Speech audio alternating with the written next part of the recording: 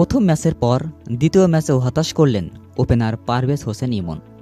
যে প্রত্যাশা নিয়ে তাকে সুযোগ দেওয়া হয়েছিল তার প্রতিদান দিতে পারছেন না এই তরুণ ব্যাটসম্যান। প্রথম ম্যাচে ১৩ বলে ১৪ রান করার পর আজ দ্বিতীয় ম্যাচে আউট হলেন ঠিক ১২ বলে ১২ রান করে। আজকের আউটের দৃশ্যটা ছিল বেশ নাটকীয়।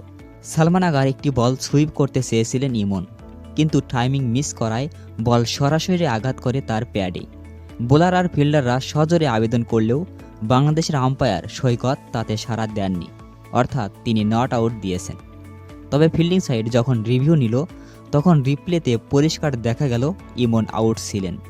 শেষ পর্যন্ত আম্পায়ার সৈকতকে নিজের সিদ্ধান্ত পরিবর্তন করতে হয় এবং ইমনকে প্যাভিলিয়নে ফিরতে হয়। এখানে আম্পায়ার সৈকতের সিদ্ধান্ত নিয়ে কিছুটা বিতর্ক থেকেই যায়, কারণ বলটি সরাসরি স্টাম্পে আঘাত করছিল। মজার ব্যাপার হলো আউট হওয়ার ঠিক আগের বলেই কিন্তু ইমন একবার বেঁচে গিয়েছিলেন।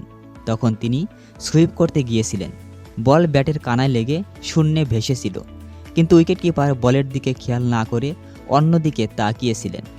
সেই যাত্রায় বেঁচে গেলেও পরের বলেই আর রক্ষা হলো না তার। টানা ২ ম্যাচে এমন সেট হয়ে আউট হওয়া ইমনের ক্যারিয়ারের জন্য মোটেও ভালো সংকেত নয়। আশা করি পরের ম্যাচগুলোতে তিনি নিজের ভুল শুধরে আরও বড় স্কোর করবেন।